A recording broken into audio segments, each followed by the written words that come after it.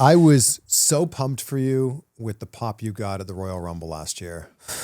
I was pumped too because honestly, I expected to come out there and no one was gonna know who I was. Like it was my first time being in WWE at all, so I didn't expect people to know who I was. I didn't know like the crossover, what exactly it was between TNA and WWE. When did you start hearing there were conversations that like, oh, we might be able to work with WWE?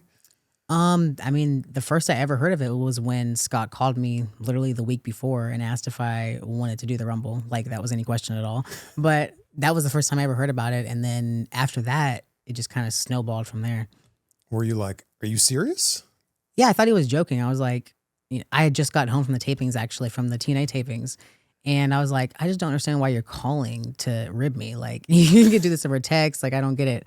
And he was like, no, like they want to use you for the Rumble. And I was just like, it was mind blowing. Well, it was such a huge wave of momentum. Like the tapings you're talking about, it's hard to kill. Yeah, that was when I won the TNA Knockouts Championship. Right. And that's also when TNA came back. Yes. So there's this huge momentum of like TNA's back. I know.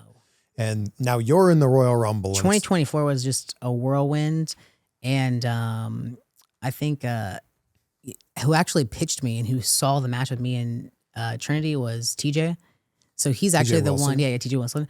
He was the one who actually like pitched me for the Rumble. So wow. Yeah, it's pretty wild.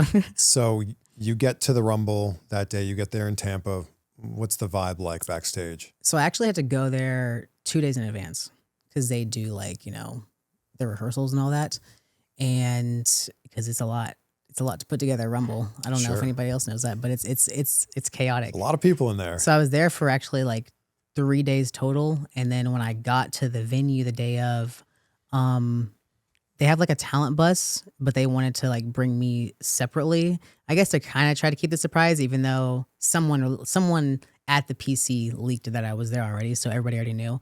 But I went like in their private car and I went and I was so nervous. Like, oh my God, my stomach was hurting because I just don't want to mess anything up. I don't want to not shake somebody's hand. It's just like, it's so nerve wracking being there when I know a lot of people there, but at the same time, there's so many people that you don't know who's important, right? You don't know who's like head of production or one of the top writers. Like you just don't know that stuff unless you've worked there for a long time. Yeah. So you don't want to miss a hand.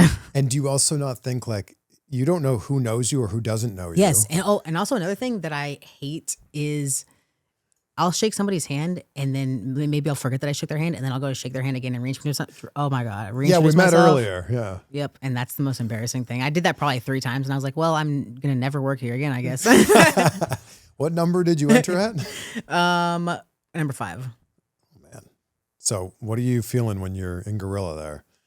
Man, I just kind of disassociated a little bit so I wouldn't shit myself. But are you not sitting there and like, look, you just look over a little bit and you're like, there's Triple H on headset. And oh my gosh, I'm going to go through this curtain here in a second. Yeah. I mean, I didn't want to think about all that because I was already nervous enough as it is. And I wanted to concentrate 100% on my performance.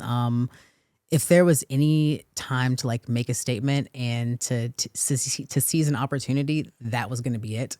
So I knew like I had to nail it 100%, especially because I was representing TNA. And like, if I do badly, I feel like that reflects negatively on TNA. You were booked so strong though.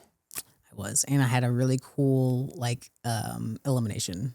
Yeah, I think I had a cool elimination. But it's not like your music hit, you went out there and you were out there for 2 minutes. Yeah, I was there for like, I don't know, 13, 14 minutes. You had some moments as well. Like yeah, I had one with Ivy Nile, Trinity, which was so awesome.